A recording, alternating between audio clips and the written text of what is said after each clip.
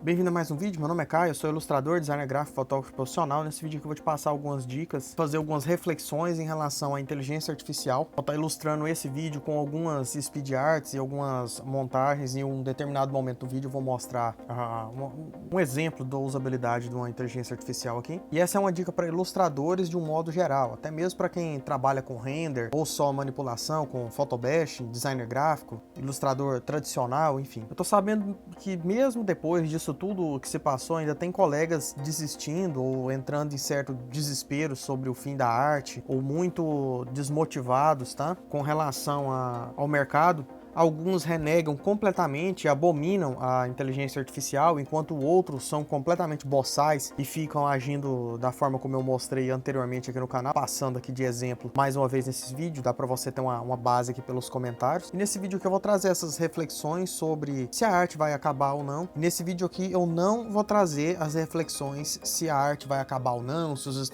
ilustradores vão ser substituídos ou não, porque isso eu já abordei nesse assunto aqui, no assunto desse vídeo, que eu tô deixando aqui no card acima, eu vou deixar no primeiro link na descrição. E a resposta para isso é muito simples, tá? É muito objetiva, que é claro que não. O mercado, pelo contrário, ele está excelente, está fluindo e novos nichos estão sendo consolidados e está tudo bem separado. E muitos ilustradores têm utilizado aí de forma muito sábia, tá? Para conciliar isso aí com alguns trabalhos, para ganhar agilidade ou para resolver determinadas situações de uma forma mais ágil. Então cada coisa é uma coisa e cada coisa está no seu lugar bem definidinho. Partindo desse ponto, agora vem a questão. Não sai pulando o vídeo, porque essa aqui é a parte, assim, é o cerne principal da ideia para você utilizar. Ponto 1. Ilustradores que têm o domínio de render, que sabem usar, por exemplo, Unreal Engine, que sabem trabalhar com Blender, com Maya, eles têm uma vantagem muito grande no quesito assim, de precisão, agilidade e qualidade nos trabalhos. Pensa você ilustrar, vamos supor, uma cidade do zero, ou você trabalhar, por exemplo, com um render, utilizar a perspectiva de um render, fazer as texturas de um render e aplicar na pintura digital depois.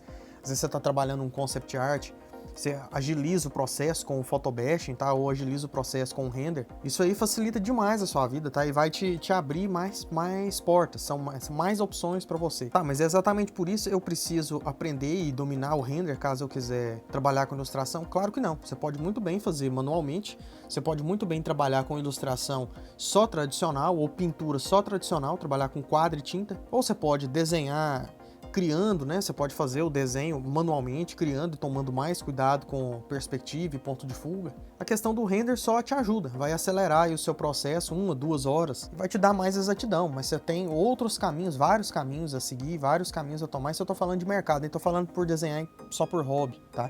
Tô falando de mercado, de profissão, de fazer dinheiro. Nem tô entrando da questão de hobby ou paixão por ilustração. Muito bem. Ponto 2. Ilustradores que dominam tanto a ilustração tradicional quanto a digital, como eu mencionei, e que também tem domínio, por exemplo, de animação, tá? Animação 2D ou animação 3D com camadas. Esses profissionais, eles acabam abarcando mais nichos de uma vez, você concorda? Então, além da vantagem, no caso, né, que eu dei o exemplo em relação ao tempo, ao processo de produção. Você concorda que às vezes esse profissional tendo um domínio ou conhecendo pelo menos de forma mais básica esses outros nichos, ele acaba abrindo mais o leque de possibilidades para ele. E até mesmo dentro de um ponto específico, suponhamos que você trabalha só com ilustração tradicional. Se você domina, por exemplo, o mangá, o cartoon, vamos supor, um outro nicho paralelo, caricatura, também domina ilustração realista ou desenho mais infantil, só nesse ponto específico, dentro da ilustração tradicional, com nichos diferentes que você aborda e domina, você já pega 3, 4 tipos de clientes diferentes e trabalhos diferentes. Muito bem, ponto 3. Então é o seguinte, jovens, se você tem uma ferramenta a mais, igual a que eu estou mostrando aqui agora, tá? Estou ilustrando aqui para você, utilizando o Stable Diffusion só para gerar uma referência, tá? Uma produção aqui para a imagem, pegando de base essa pose. Então, se você tem uma ferramenta a mais, algo que vai te auxiliar, seja para a produção de uma referência, para criação de iluminação, criação de um ângulo, uma noção melhor das cores que você vai usar, algo que acelere o seu processo na composição, como, por exemplo, elaborar melhor a sombra em determinada parte da sua ilustração, ou mudar um pouco a sua referência, mudar um pouco o ângulo, algo que vai te ajudar, qualquer coisa, já está valendo, tá?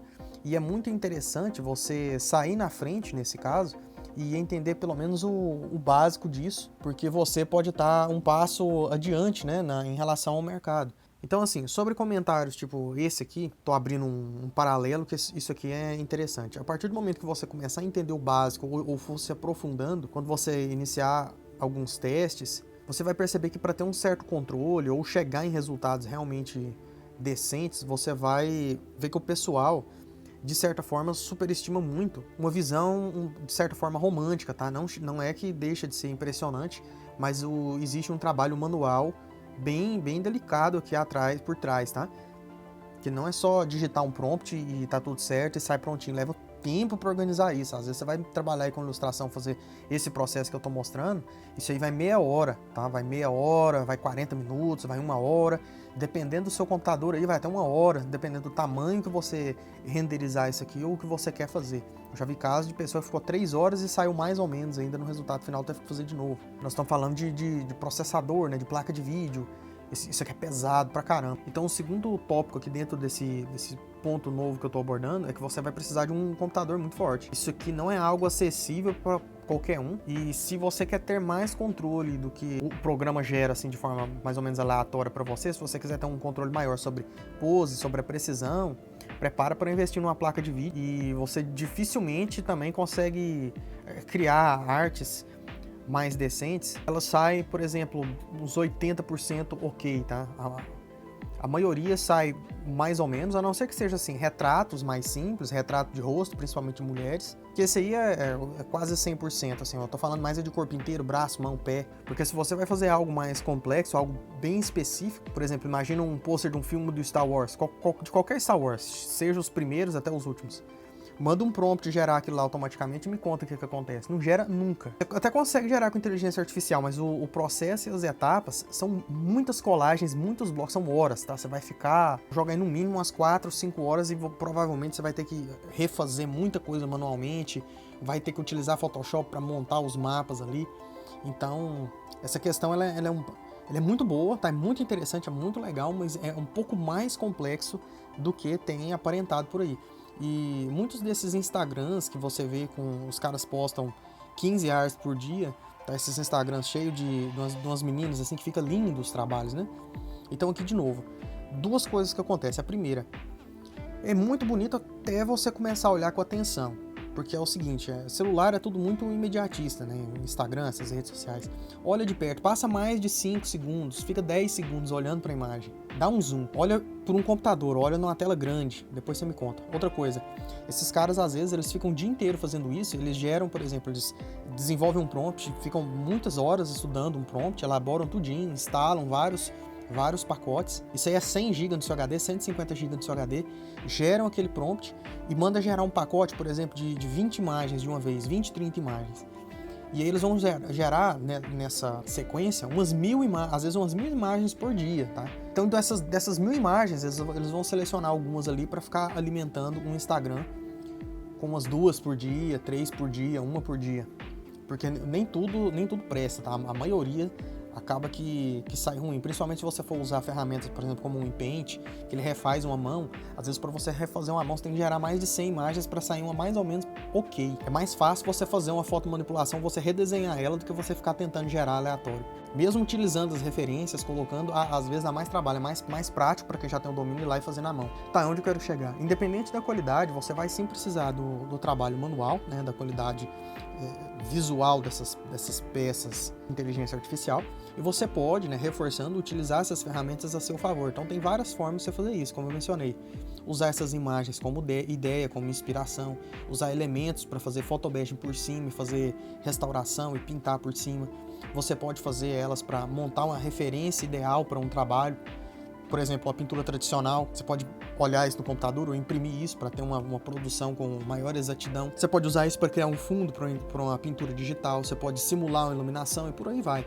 Então, o foco e a conclusão desse vídeo é a seguinte: para você que abomina a inteligência artificial, lembra que a Kodak ignorou a máquina digital na época que ela lançou. E as concorrentes Canon, Nikon, por exemplo, até a Sony, elas saíram anos-luz na frente e dominaram o mercado, tá? Então tenha pelo menos assim, você dentro do mercado digital, por exemplo, até se você for ilustrador tradicional, como eu mencionei aqui, eu já dei diversos exemplos, não precisa reforçar de novo. tenha pelo menos uma noção sobre o assunto para você se centrar melhor, porque acaba que pode ser algo útil, tá? Acaba que pode ser algo útil, pode ser uma boa ferramenta para você recorrer, seja numa emergência ou seja como um estudo ou como uma referência, é bastante divertido. Então, como complemento, para você que tem medo da inteligência artificial ou problemas relacionados ao meio da arte, vou deixar aqui vídeos excelentes que o Thiago Spike abordou no canal dele, porque ele traz assim umas reflexões muito boas, tá? Muito precisas em relação à ilustração e mercado e o meio dentro do meio da arte, certo? O meio de ilustração. Então vou deixar também outro vídeo meu que eu falo disso, é um vídeo concluindo essa questão. E do mais, fica tranquilo. Valeu demais, brigadão e sucesso!